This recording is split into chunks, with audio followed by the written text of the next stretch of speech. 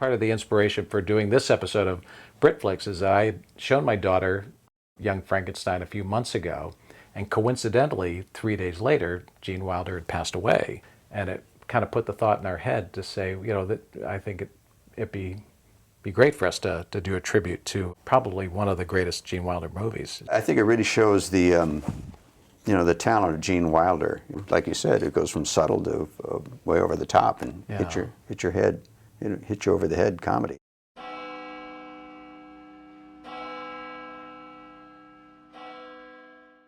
Life, do you hear me? Give my creation life! It's Young Frankenstein from 1974. Frankenstein. He's patient, he's patient, he's patient, and then he blows up. Yeah. Listen to me very carefully. Don't put the candle. Hello and welcome back to Brit Flix. I'm Paul. And I'm Kelly. And this is Two-Buck Chuck, who always helps us get through these movies. Wait, I'm Paul. With us. Oh, I'm sorry. Oh, yeah, I'm terribly sorry about that. There we go. Thank you very much. Yeah, we can't get this mixed up. Wait a minute, let me test this. There's a goldfish in mine. Oh, and you can tell that's the real Chuck. That's the real stuff.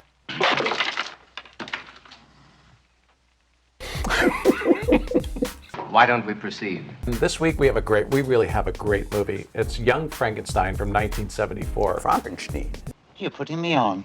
You wonder why we're doing Why this. would we be talking about an American comedy? Yeah, Mel Brooks and Mel Brooks comedy. Well, they were wrong then, weren't they? The connection is Marty Feldman, who's a very funny British actor-comedian.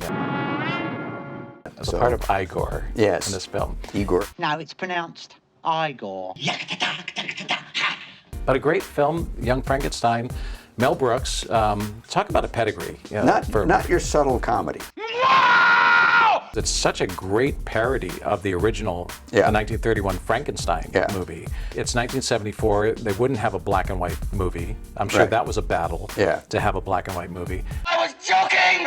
Don't you know a joke when you hear one? And there again, I wasn't even aware of that. Yeah, I think we put our finger on a problem. You don't realize that the black and white Maybe films? I am colorblind. I don't know. Dim your eyes! Too late. Gene Wilder had the idea to do this. One of his favorite movies as a kid was Young Edison, and he was inspired by Frankenstein. And so he put Young Frankenstein together from those two thoughts. This wasn't Mel Brooks' idea initially. They sent it to Mel Brooks. Mel Brooks called Gene Wilder and said, "What have you gotten me into? I love this." I think there's a point where Mel and his writing took over. Yes, we all know what he did. And that's when it became what we know as a Mel Brooks film. And there's a great story of Gene Wilder saying, "I've got this idea where once he creates the Frankenstein monster to do a musical number." And Mel Brooks hated it. You're gonna take all this wonderful work that we've done just because you want to do a musical number? He couldn't believe that Mel Brooks was saying this. Midway through, Mel Brooks said, "Well, okay, let's do it." And he said, "Well, why did you do that?" He goes, "I wasn't sure about it, but I wanted to see how hard you would fight for it." You filthy, rotten, yellow son of a bitch! I can't imagine anybody else doing that part. Give him an extra $1. So he gets the message from his grandfather. So now he's going to take the train to go to Transylvania to find out what his grandfather's work was. And he leaves his fiancée, which is Madeline Kahn. You've got it, mister. Man. Who doesn't appear again for like 3/4 of the way through the film. Oh, you men are all alike. 7 or 8 quick ones and you're off with the boys to boast and brag. It wasn't a part until Madeline Kahn did it. Oh, I think I love him. When she won't let him kiss her and all those little movements. My nails, my lips. Taffeta, darling. I'm going to a party. Taffeta, darling. Taffeta, sweetheart. Yeah, and of course, the first thing when the train pulls into Transylvania. Pardon me, boy. Is this the Transylvania station? Yeah, Truck 29. I remember that as a kid when I saw this in the movies. That was the first thing that really struck me. Did you know that song? None of these things were of my time, but I think nostalgia kept coming back. For God's sake, come on! Are you trying to make me look like a fool? So he gets to Transylvania, and he's greeted by Marty Feldman. Marty Feldman is so damn funny in this movie. I ain't got no body. And he supposedly had a hump. What hump? that kept moving. He's taking the bags, and of course Marty Feldman takes the small bag. Walk this way. This way. It's interesting because there is, compared to the Ealing comedies where everything is kind of one thing after another that moves the plot along. This has a plot, but then there's gags, and then the plot, and gags, and then the plot. Would you give me a hand with the bags? Certainly. You take the blonde and I'll take the one in the Taven. We certainly could talk about the story of Young Frankenstein, but it'd probably be more fun to just talk about the iconic funny moments. Gene Wilder sends Igor to get the brain. And You know he's going to break it. And so then he looks around, well, I need another brain. And of course, it's Abby normal. Frankenstein has tried to bring the monster to life, and he's failed, and he's all depressed. And when Marty Feldman says, oh, this reminds me of what my old dad used to say at times like this. What did he say? What the hell are you doing in the bathroom day and night? Why don't you get out of there? Give someone else a chance. I always thought Gene Wilder was so funny. He's patient. When somebody does something, he's patient, he's patient, he's patient, and then he blows up. Son of a bitch bastard, I'll get you for this! What did you do to me? I can relate to that. I love Frau Blücher. CLORIS LEACHMAN. Yeah, CLORIS LEACHMAN. Oh, She's my so funny in gosh. that. And we laughed and laughed and laughed. And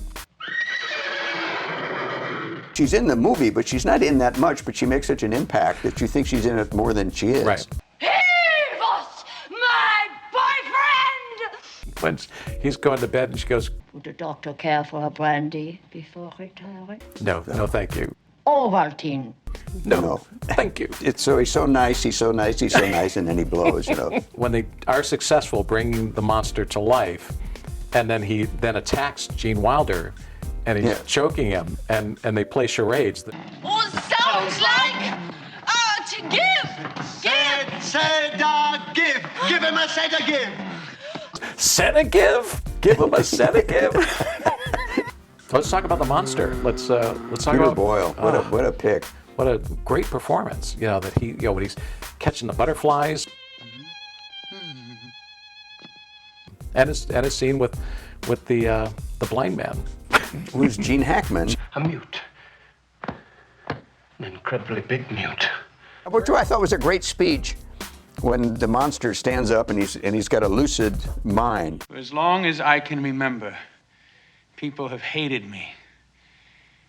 They looked at my face and my body. No, and it's not a comedic speech at all. It's very serious, very serious, and it's touching, and also, it's got some insight to it. And Kenneth Mars as Good old Kenny Mars. as Inspector Kemp. Yes. It's almost a reprise of Dr. Strangelove. The Right. same kind of. Oh, that's right. Of the whole. Remember yeah. the Sure. Peter Sellers? That's right. The dart scene.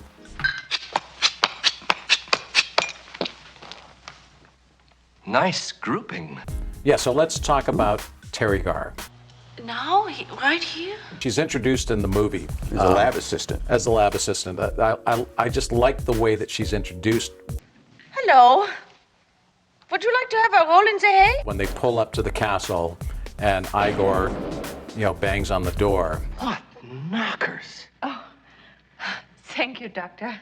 As a 13-year-old, that was insanely funny. And she and him end up sleeping together. I thought I told you never to interrupt me while I'm working. Yeah. And I wondered when I was watching these, what did they show before people smoked that they just had made love in a scene? Because it's always even when Peter Boyle, the character, the monster, sleeps with Madeline Kahn, they're laying back and they're smoking a cigarette, so you know what happened. 7 has always been my lucky number. You smoked after Yeah, sex. no matter if you smoked or not. That's another thing I saw in this film that Mel used a lot of, was like the old 30s films when he did the iris fades and the iris reveal. But it fit to the tone of that era when that film was made originally, the 30s. And they got the original Frankenstein set. What a filthy mess. I don't know. A little paint, a few flowers, a couple of throw pillows. The lighting was really good, but they're again, as a director of photography. Yeah, they knew it was going to be black and white, but they also knew comedy had to be has to be bright. Yeah, it has to be. Yeah, you can't really have dark. So you look at some of those scenes and you see, like, especially with Peter Boyle, there's some scenes where he's like luminous, you know, and it's amazing what they did. Yeah, really incredible. That one with the shot from above when his eyes are dark, but the rest of his face you can see, and then it kind of glows, and then his eyes kind of glow up. And I think maybe my number one of the movie would be Put the Candle Back. Because you know it's coming. Yeah. I mean, because you've seen those things, you know it's coming, but you don't know how it's going to. But when he swings around, he comes back around. Now listen to me very carefully. Don't put the candle back. So this week has been a great week talking about Young Frankenstein, the classic 1974 Mel Brooks, Gene Wilder, Madeline Kahn, Peter Boyle, Marty Feldman, Teri Garr. Oh my gosh, what a How many years ago was that? 74? It doesn't seem that long ago. That would be 42 years ago. Wow. So I want to acknowledge the T-shirt that I'm wearing this week, Kelly. Is the official Brit Flix T-shirt. Oh, we should sign them. If you would like an autographed signed Brit Flix T-shirt, go to the Anglophile Channel website and order your T-shirt now, and we will sign them and send them to you. So, when it comes to Young Frankenstein, we give it... Incredulous as it may sound... 2 chucks up. 2 chucks, definitely.